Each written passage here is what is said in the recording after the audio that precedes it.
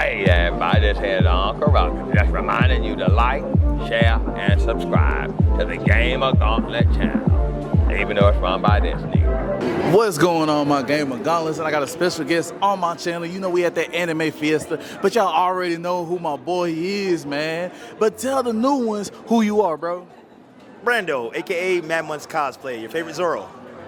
Your favorite Zoro. Yeah, I like that. All right, so we interviewed you last time at DreamCon, right? And that was about 4 or 5 months ago, if I'm not mistaken. Yeah, right? somewhere around there. That's a good ballpark. Yeah. Okay. So I've been noticing, bro, you've been on the grind, you've been doing your thing, you've been doing these special guest cosplay and stuff. So, bro, tell the people a little bit about that. Give them some advice. What made you decide, hey, I'm gonna jump out and I'm gonna start doing this cosplay and guest thing? I'm gonna be honest. For me, I had my first guest experience at Club Kaiju. For those of you who are not familiar with Club Kaiju, it is a anime-based sort of anime after party, an organizer, and they have pretty much different spaces where they have events where people cosplay and they just kind of have fun and be themselves. That was the first place where I had the pleasure of cosplaying. It's where I found all my friends. It's where I found the confidence to even shoot content or even cosplay. But after meeting so many cool people at the after parties, I wanted to actually venture out into the convention a little deeper. And I was just motivated, man, when I got here by all the other cosplayers that have such a huge impact on the community. Jonathan Koo, Supergirl, some of the other guests here, like Miss Tori, C. Greasy, other interviewers like yourself. I wanted to get out and share my message. And, you know, even though I don't have the best costume, I hear a lot of people talk about how, you know, they need to spend a couple $100 on a costume or they don't have enough to get this new costume. But I kind of just want to give a voice to the people and empowerment to the people who don't have the best cosplays. Like, dude, just come and have fun. And I try to lead in that example. You know, I've got a hole in my Zoro right back here, dude. It's not perfect. You know, I got this off Amazon. But you don't have to have the flashiest costume to be a cosplay guest. And I guess to wrap it up without being too long-winded, it has always been my goal to be able to give confidence, empowerment, and motivate others, because I didn't really have many people that did that for me. I have one especially, and it was my granddad. And he encouraged me to be the individual and the nerd and the weirdo that I am. So I guess I want to emulate that and give the same motivation to others.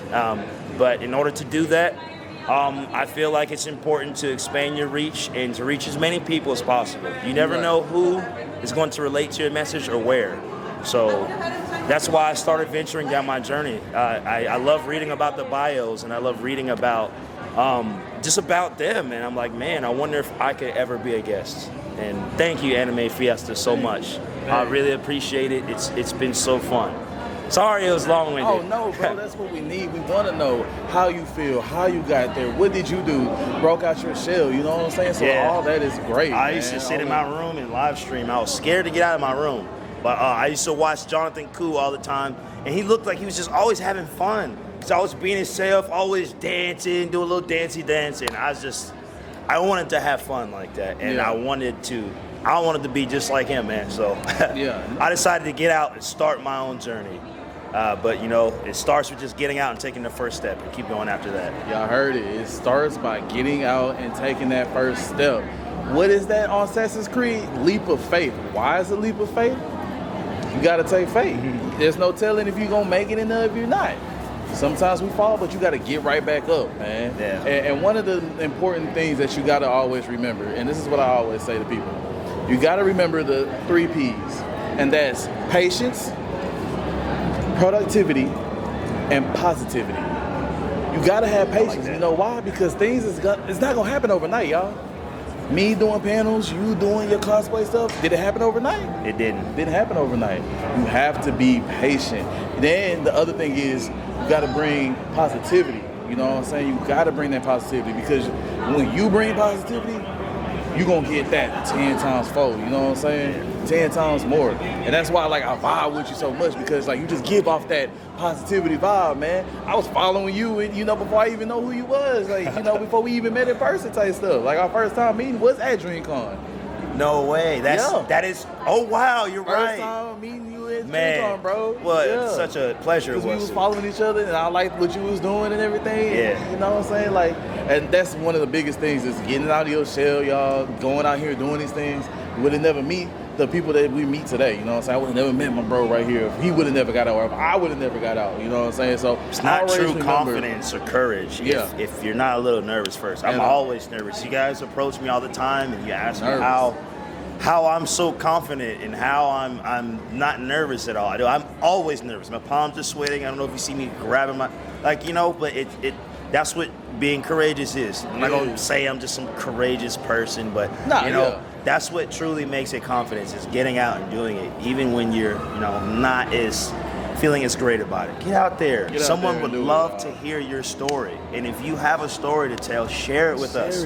You never know who would love to hear it. Who would love to. And the last P is productivity. So you have positivity, you have patience, and productivity. Productivity is one of the, all of them is important. All of them is really important. I ain't even gonna single out one.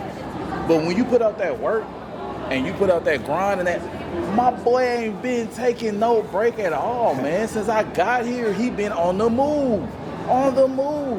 Productivity. When you put out that productivity, that patience, and that positivity, it's gonna get you to where you need to go to. You know what I'm saying? And I just want to say, bro, I like what you do, bro. I'm loving what you do, bro. You're doing great things. All right, y'all. It is time to get to the peak or week. You ready for this? I'm ready. Naruto. Peak. Okay. Bleach. Ooh, peak. Hunter x Hunter. Peak. Blue Lock. Weak. Oh, weak. Fairy Tail. Weak. Oh, Black Clover. Peak. Okay. Dragon Ball Z. Peak. All right. I know you're gonna call me basic. It's okay. Everybody likes DBZ, bro. It ain't basic. It's the godfather of anime, man. Tokyo Revengers. Peak. Okay. Peak. I'm sorry. That was good. That was great, bro. Oh my gosh. SAO. Because I couldn't get past the first couple episodes, I'm gonna say weak. Okay. I'll give it another chance. Maybe it'll change. Maybe it'll change. Should he give it a chance? Y'all let me know. Put it in the comments. Boruto. Weak.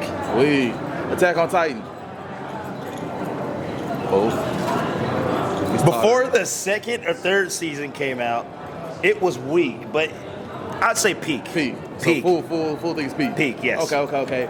Fire Force. Ooh. Wasn't a huge fan season 1 and 2. Season 3, peak.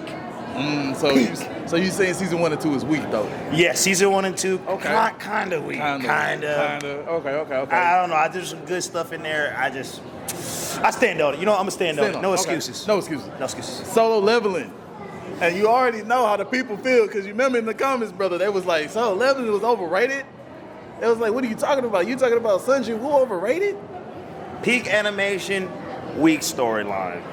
Ooh, elaborate on this one. So here's my thing. I don't think it's bad. Mm-hmm. I just don't think they expand enough when they can. I feel like they give us a good enough idea to give us a grasp of what he's after. Mm-hmm. But there's a reason. The first episode, when we got back around to the plot, and he had his mom and all that, there's a reason that had the most thumbs down out of all of them. We didn't spend enough time on the storyline itself. We got just enough to understand why he was solo leveling. We didn't really dig any deeper than that. That's personally how I feel. Now, I do know in the manga some stuff gets revealed, but I feel like, it was just, oh, my mom's sick, I need to heal her, get stronger. And it didn't really go deeper than that for me. But the fights were really great. Fights were great. And I've rewatched it about 16 times. So I don't hate it. I'm just not going to put them up there with Goku, Naruto, and Luffy. So here's the thing. This is what I say to people about these newer animes and stuff like that coming out. when you get straight to the action pack, of course, we're gonna bypass the story because you're throwing so much action at us that we're really not even thinking about the story. Then once you come around, like you said, season 2, oh, my mom is back. Oh, so now what? Yeah. We didn't really dive in, like you said. I'm just leveling up, trying to get better for my mom, for my sisters. So I personally wasn't upset with that episode. I love that we got back around to the story, but I can understand the frustration from the community because it was very talked about how that was the most disliked thumbs down video on Crunchyroll, and that I feel like that was the reason. We just expanded too much on the fighting and the solo leveling aspect, and not so much on the character himself. You know. All right. So you a DBZ fan, correct? Yes. All right. Yes. So let's prove some of these people wrong out here. Let's do it. I've been going back and forth with the community, saying that DBZ has no story. There's no story to DBZ. Is that true? Don't DBZ have a story, yes or no? I mean, it does have a story, but I can kind of get both sides of it. But it definitely does have a story. It has a story. Is anybody that's been watching from Dragon Ball to now, because that's the key.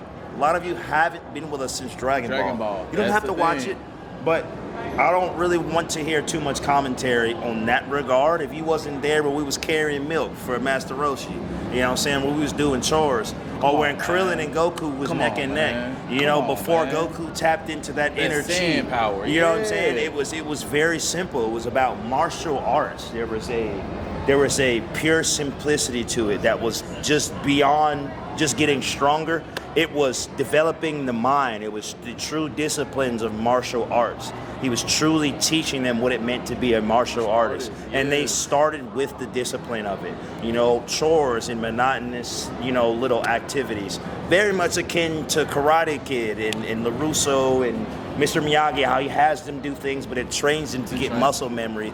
It prepares them. You know, you got to crawl before you walk, man. So I truly can appreciate where Dragon Ball has gone from then until now. And then to see Goku, he's not just strong on his own. There's a little Naruto effect to it. He's got a little piece of everybody that sticks to him with everyone he meets. And it's said in the show how he turns villains into his own friends because they have a respect for him. Vegeta, Hater. You know what I'm saying? Like, goes beyond just being powerful too, man. He you know, even now, still to this day, it's not just because it's the same way. He will gauge and test where his opponent's at because he has a true love for the mastery of martial arts, and he truly loves exchanging information. Is what I see. He's exchanging different things, and they're getting to know each other, and it's the true form of martial arts, and it starts with deep respect for yourself, man, and your discipline. You know, so I feel like that is part of the story that I saw along with Dragon Ball Z. Again, if you haven't been with Dragon Ball, you won't get that message. You started with Z, you'll just see maybe. And there's some people that's saying that you can watch Z and be okay without watching Dragon Ball. But in order to fully understand, on a cool, I kind of believe they're right. Z and Dragon Ball don't really go hand in hand.